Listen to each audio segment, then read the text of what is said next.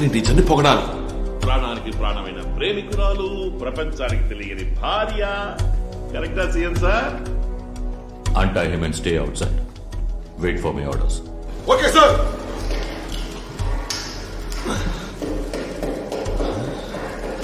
ఇంతలా మాట్లాడతానే తప్ప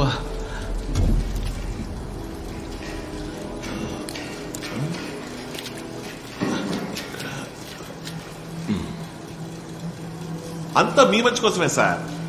ఎవరు మీ పార్టీని రెండుగా చీరుస్తారని బెదిరిస్తున్నారు? కేశవమూర్తి. కరెక్టా సార్?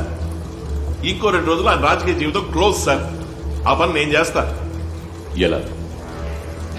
తెలుసు సార్, కానీ మీతో చెప్పను.